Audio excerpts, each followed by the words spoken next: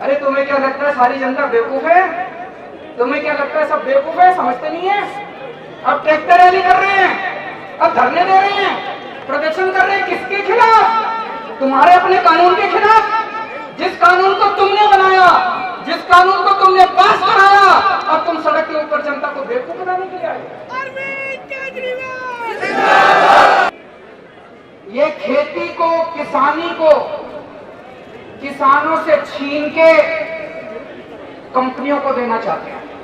तो अगर एमएसपी पे केवल 6% फसल उठती है पूरे देश में, तो लानत है तुम्हारी सरकारों के ऊपर। किसान क्या मांग रहा है? किसान मांग रहा है 100% फसल एमएसपी पे उठनी चाहिए, सारी फसल एमएसपी पे उठनी चाहिए और 1.5 गुना फसल दाम मिलना चाहिए, इसका लागत का 1.5 गुना मिलना चाहिए। तो करना तो वो था, किसान तो ये मांग रहा है और कर दिया तुमने उल्टा। किसान से पूछा ही नहीं, किसान को मरने के लिए छोड़ दिया। तो दोस्तों ये तो पीठ में छुरा घोंपा है किसानों के ऊपर, ये तो बिल्कुल गलत करा है। बीजेपी वाले कहते हैं हम हिंदुओं की पार्टी है, तो ये बीजेपी वाले ना हिंदुओं के हैं ना मुसलमानों के हैं, ये अपने बाप के भी नहीं है।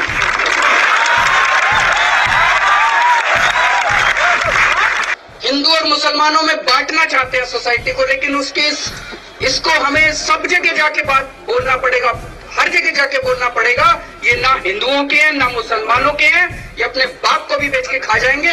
अंबानी के बेटे को अगर आज कुछ हो गया होता, मोदी जी खुद हवाई जहाज पकड़ के अंबानी के घर चले।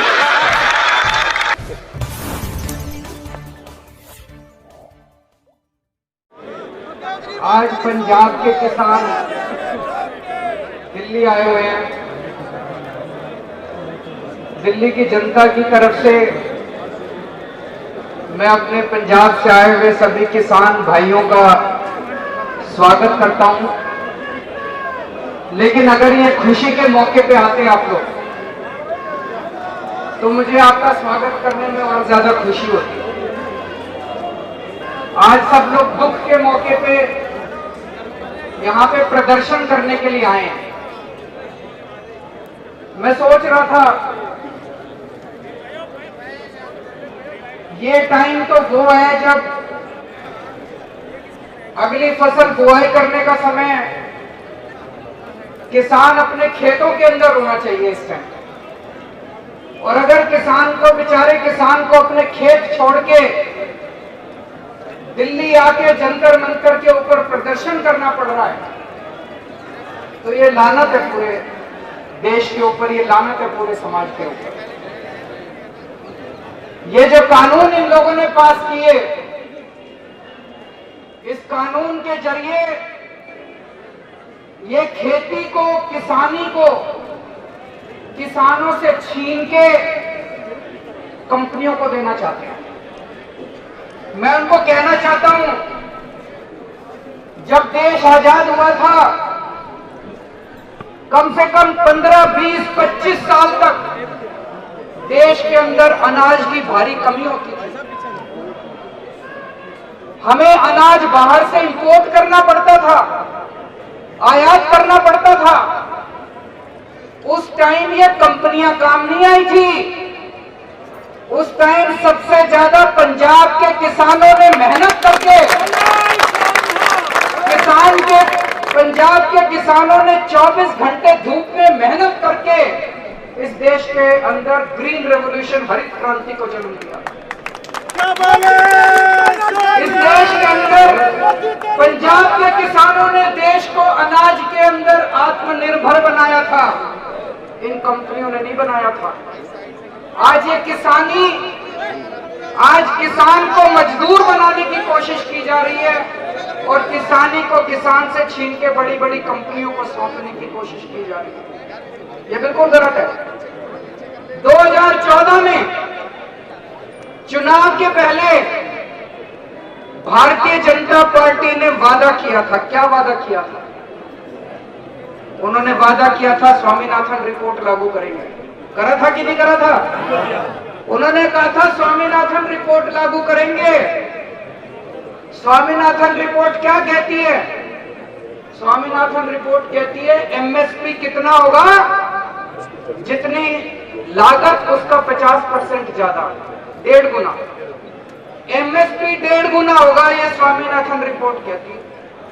तो जब वोट मांगने आए थे बीजेपी वाले, बोले स्वामीनाथन रिपोर्ट लागू करेंगे, एमएसपी 1.5 गुना लागत का देंगे, और इन्होंने तो चुनाव जीतने के बाद एमएसपी खत्म कर दिया।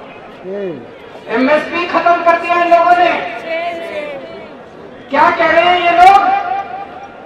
मैं अखबार में पढ़ता हूं, अखबार में आता है जी पूरे देश में केवल 6% किसानों का एमएसपी पे उठाते हैं, सरकार केवल 6% उठाती है। तो 6% उठाती है, ये तो शर्म की बात है। 6% उठाते हैं तो 100% उठाओ ना। 6% उठाते हो तो इसका मतलब ये थोड़ी कि एमएसपी खत्म कर दोगे। जब हमारी सरकार बनी थी दिल्ली में, सरकारी स्कूलों का बुरा हाल था, तो हमने क्या किया? हमने स्कूल ठीक करे, हमने सरकारी स्कूल बंद नहीं करे। हमारी जब सरकार बनी, सरकारी अस्पतालों का बुरा हाल था, हमने क्या किया? हमने अस्पताल बंद नहीं करे, हमने अस्पताल ठीक करे। तो अगर एमएसपी पे केवल 6% फसल उठती है पूरे देश में, तो लानत है तुम्हारी सरकारों के ऊपर। किसान क्या मांग रहा है? किसान मांग रहा है 100% फसल एमएसपी पे उठनी चाहिए, सारी फसल एमएसपी पे उठनी चाहिए, और 1.5 गुना फसल दाम मिलना चाहिए, इसका लागत का 1.5 गुना मिलना चाहिए। तो करना तो वो था, किसान तो ये मांग रहा है, और कर दिया तुमने उल्टा। किसान से पूछा ही नहीं, किसान को मरने के लिए छोड़ दिया। तो दोस्तों ये तो पीठ में छुरा घोपा है किसानों के लिए, ये तो बिल्कुल गलत करा है। मुझे ज्यादा दुखी होता है कुछ पार्टियां राजनीति कर रही हैं,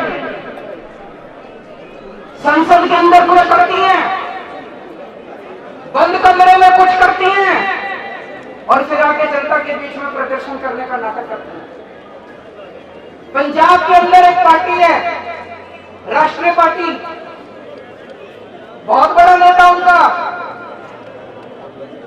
जब भारतीय जनता पार्टी की केंद्र की सरकार ने यह बिल बनाने के लिए एक कमेटी बनाई, उस कमेटी में उनका नेता मौजूद था कि नहीं था?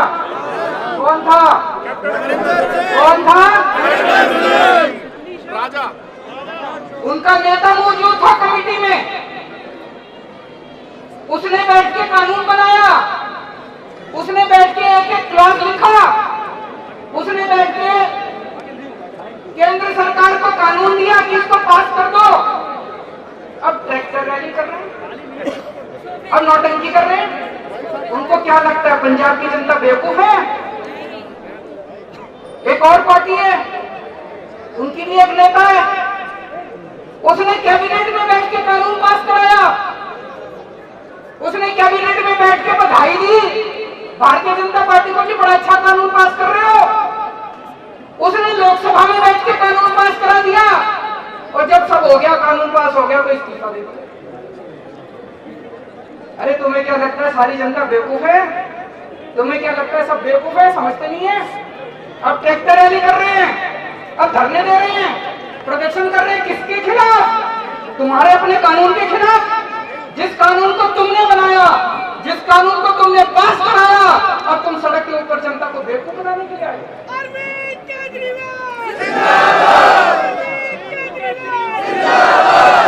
तो दोस्तों, आम आदमी पार्टी इन किसान विरोधी तीनों कानूनों का सख्त विरोध करती है, और हमारी मांग है पहली चीज इन तीनों कानूनों को वापस लिया जाए। इस पे कोई समझौता या कुछ नहीं हो सकता, तीनों कानूनों को वापस लिया जाए।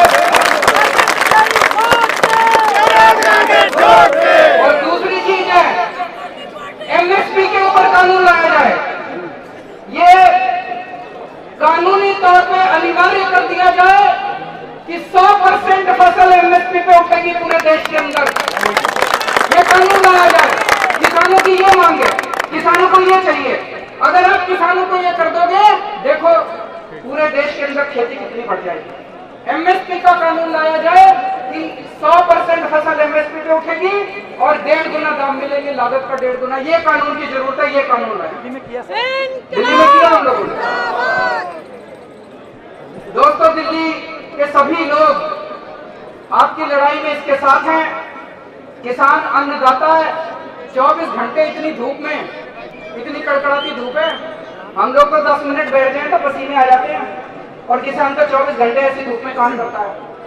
तो हम पूरी तरह से आपके साथ हैं, और पूरे दिल्ली के लोगों की तरफ से, दिल्ली का मुख्यमंत्री होने के नाते मैं आपकी इन मांगों का समर्थन करता हूं, और पूरे दिल्ली के लोगों की तरफ से आप लोगों को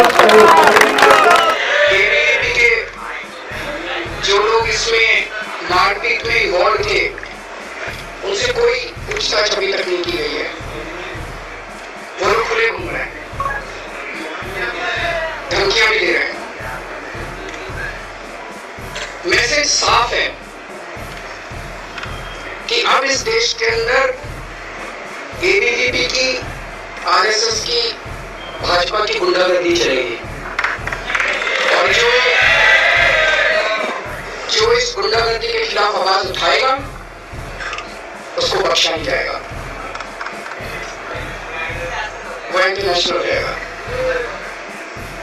एक चीज जो इनकी सबके सामने रखने की जरूरत है,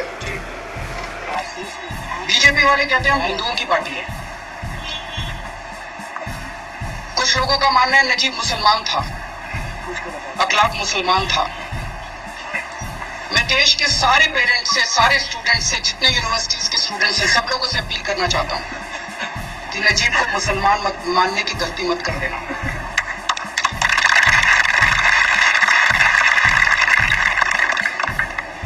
ये भाजपा वाले किसी हिंदू के नहीं है, ये अपने बाप के भी नहीं है।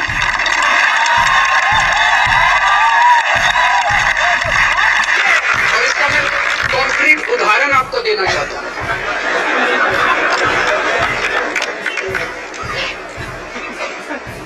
मैं भी गुजरात गया था। गुजरात में पाटीदार समाज, पटेल समाज पिछले 30 साल से, 40 साल से बीजेपी को वोट देता आ रहा है लगातार। मतलब लोग कहते हैं कि पटेल बीजेपी के अलावा सोच भी नहीं सकता, लेकिन पिछले साल जब पटेल रिजर्वेशन आंदोलन हुआ था, उनके पता नहीं 13 या 15 लड़कों को पॉइंट ब्लैंक रेंज के ऊपर बीजेपी वालों ने गोली से भून डाला था। उन्हीं लड़कों, पटेल समाज के लोग, वो तो हिंदू थे, वो तो हिंदू थे। दलित समाज के लड़कों को मार डाला, वो तो हिंदू थे। ओबीसी वालों को मार डाला, वो तो हिंदू थे।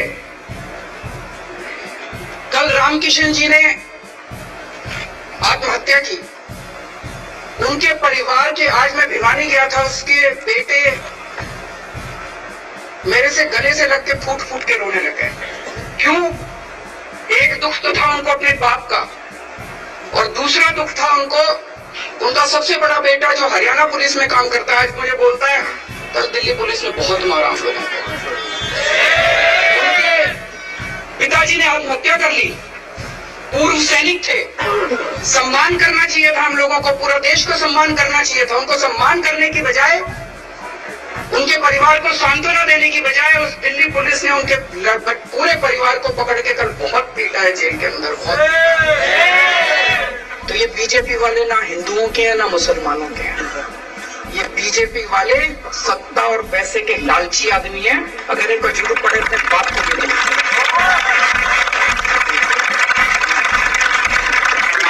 इस टाइम अपने को सबको इकट्ठे होना पड़ेगा, पूरे देश को इकट्ठा होना पड़ेगा, इसकी राजनीति को समझना पड़ेगा। एबीवीपी इन्वॉल्व है, एबीवीपी इन्वॉल्व है, इसका मतलब दिल्ली पुलिस की हिम्मत नहीं है कि वो इसके अंदर निष्पक्ष जांच करे। आप लोग इसी बात से अंदाजा लगा सकते हो कि दिल्ली पुलिस अगर कल मुख्यमंत्री को गिरफ्तार करके 10 घंटे तक जेल में डाल सकती है, वो राजनाथ सिंह जी को तो चिट्ठी लिखी है, राष्ट्रपति जी से भी जाके मिलेंगे। राष्ट्रपति जी बाहर गए हुए, मैं टाइम लूंगा, राष्ट्रपति जी से सब लोग जाके मिलेंगे। लेकिन समाधान एक ही है, मैंने उस दिन भी आपके स्टूडेंट यूनियन के लोग आए थे, उनसे रिक्वेस्ट की थी इस आंदोलन को, और आप सब लोग बड़े ध्यान से सुनिएगा। मैसेज बहुत क्लियर है, गुजरात के अंदर भी मैसेज बहुत क्लियर है, और पूरे देश के अंदर धीरे धीरे मैसेज ये क्लियर है, जो भाजपा के खिलाफ आवाज उठाएगा उसको बख्शा नहीं जाएगा, उसको या तो मार डाला जाएगा या उसको गायब करवा दिया जाएगा।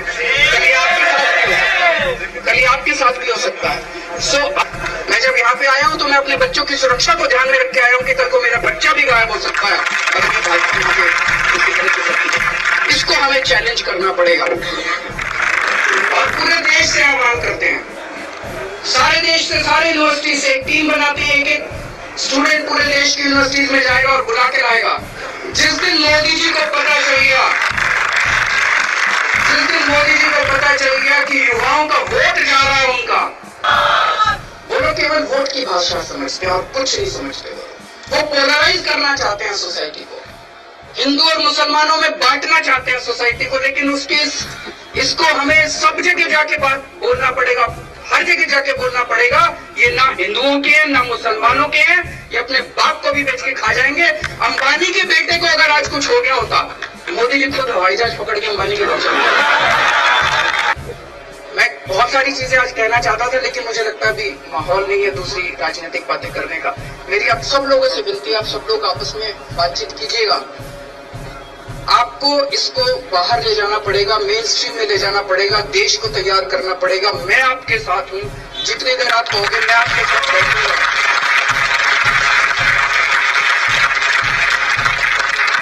और इनको इनकी भाषा के अंदर इनसे समझाना पड़ेगा। आपके साथ बहुत बहुत शुक्रिया।